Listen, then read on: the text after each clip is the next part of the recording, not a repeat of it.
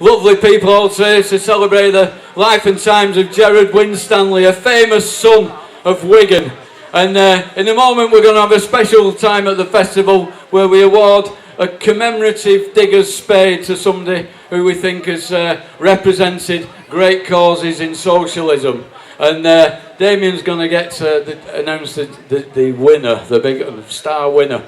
But in the meantime, if you remember last year, we had a great recipient of the Diggers Award, and he's just told me that he's got it up on his wall in his writing room. And if you weren't here, the winner last year was somebody who's a lifelong socialist, and he's done fantastic work through film and television, especially things like the Hillsborough disaster. I want you to give a massive round of applause and welcome back Jimmy McGOVERN. Right, just before I hand the award to Jimmy, right, the Diggers Award is awarded for somebody who has represented the ideas of Gerard Winstanley throughout, not just the year, but throughout the life. This year we're going to award it to a phenomenal filmmaker. You'll know many of his films, but it's the content and the spirit of his films going back to the 1960s that we're going to award the Digger's Spade for. I'd also like to mention that at the age of nearly 80 he did try and retire, but the election of a Conservative government forced him out of retirement, and that's something to remember. This year we will be awarding the Diggers Award via Jimmy McGOVERN to Ken Loach.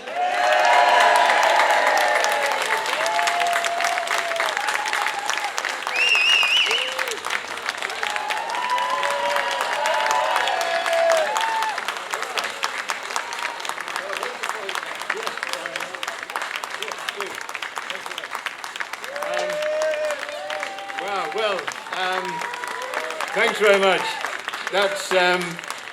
This is extraordinary, and I'm really grateful. It's a great occasion, and to see so many people and so many good radicals and socialists all in one place. Terrific. I know I'm here to celebrate the life of one of the sons of Wigan, who raised people's spirits at a time of conflict, George Formby. And he kept me entertained in my youth. In fact, I had a ukulele at one time and drove the neighbours mad with my little stick of Blackpool Rock. And so, of course, it is another son of Wigan we have to celebrate today. Much more subversive than George Formby. He'll only be known to some of the older comrades here, the irrepressible Frank Randall. And when we went to Blackpool once a year, I used to see Frank on the North Pier, and I've never seen an audience so reduced to helpless tears as that great man managed. And I believe there was on one occasion when the local council objected to him, he bombed the town hall with toilet rolls. And I just wondered if anyone was free when the tour is in Birmingham, because it's not a bad idea. Anyway, Gerard Winstanley, what a great man, and Wigan should be very proud of him. He was made his mark, of course, at a very critical time in our history, when there was a revolution. And Winstanley thought that when they talked of the liberty for the people, they meant all the people. But of course he was wrong, because Cromwell and Fairfax and the leaders of the parliamentary group said, no, it's not for you, it's for us. It was for the men of property, it was for the merchants, what we would call the entrepreneurs, it was the men of power. And now, 400 years later, we have to think, where has that revolution brought us that established the power of that class? And we know where it's brought us. It's brought us to poverty, to food banks, to job insecurity, to the destruction of the environment, to homelessness. It's brought us to absolute disaster.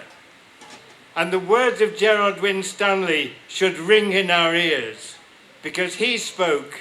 In fact, I jotted some of them down, actually, if I can find the relevant bit of paper. Talk amongst yourselves while I find it in my pocket. Yes. He said, wheresoever there is a people united of livelihood into oneness, it will become the strongest land in the world. For then they will be as one man to defend their inheritance. And then he spoke of the rich who control us now. And he said, whereas on the other side, pleading for property and single interest divides the people and is the cause of all wars and bloodshed and contention everywhere. How true those words are today. How true they are. Now, if we'd been meeting a couple of years ago, we would have talked about the problems that we face, and we'd have shaken our heads and said, where is the hope coming from? And yet 1 year ago, I think there was the most significant event in Labour politics since the Labour Party was formed. And that's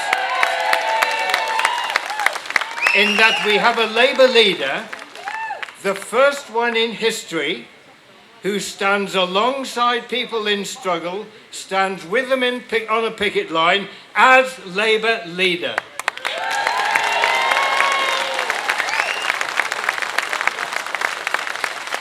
And people are afraid of him.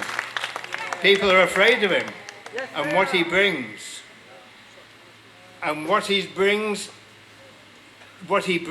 is an attack on capital. And I think we can see it if there is, as he says, a national investment bank that puts public money into industries. We have to ensure that not only do we have public money in, we have public control and public ownership. And when he talks of removing the private contractors from the health service and having everyone directly employed, and when he talks about building council houses with public funds through local authorities, again with everyone directly employed, builders, architects, planners, sustainable buildings, when he speaks of these things, we need the strength, he needs the strength of a united movement that will carry that out on the ground. Because it's no use having half a dozen in Parliament surrounded by hostile forces. We need a real strength on the ground, as shown by you today here. And I think, because in terms of dirty tricks, we ain't seen nothing yet. And the dirty tricks of the people that have lost Labour elections over and over again, have lost Scotland, have been in illegal wars, have allowed the privatisation of the health service, have presided over a homeless crisis that we thought we'd never see again. Those are the people that are stabbing him in the back. And we really cannot tolerate that. They have to go.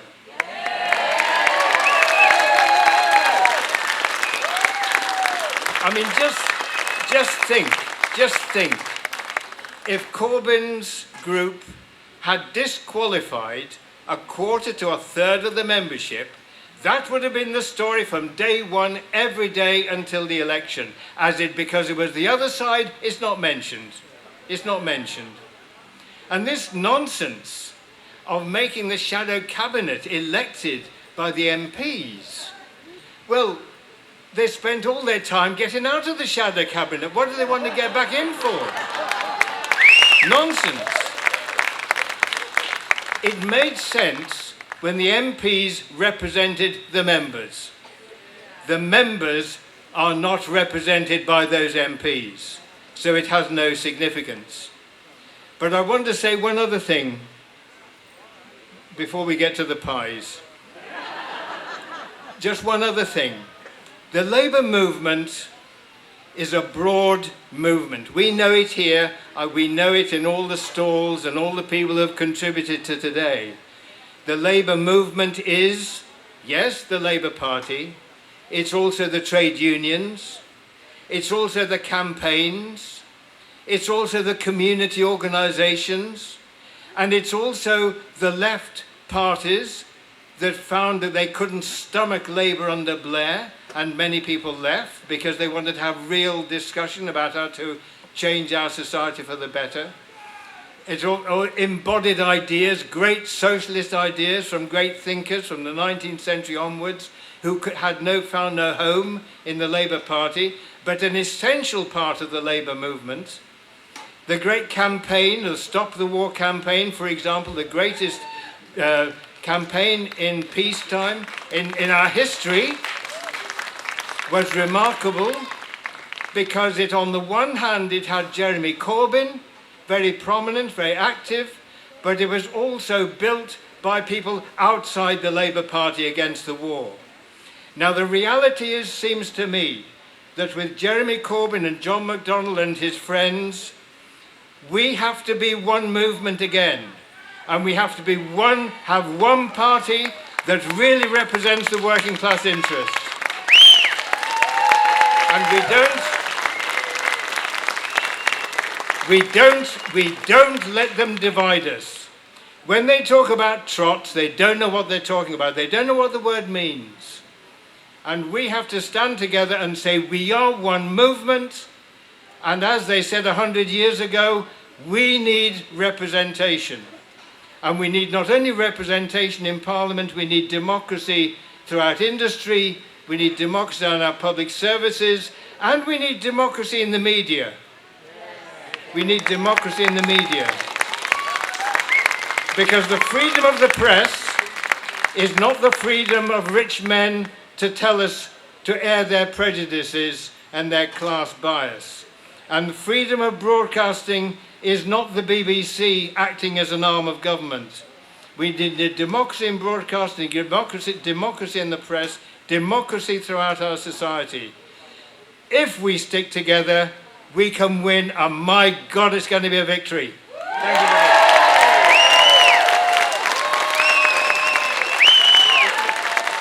much. Okay.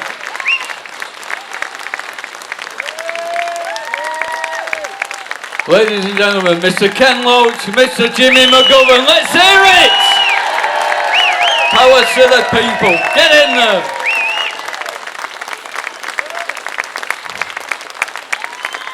Well, fantastic, thank you for coming down, thank you very much. Ken Loach, Jimmy McGOVERN, absolutely brilliant, fantastic, and he meant every word of it, and I can't say more than that. Fantastic. Right, we're going to get our next band on now, and we're going to keep that movement and that music rolling. And Damien's going to just get them ready. It's the Mather Robinson band coming up.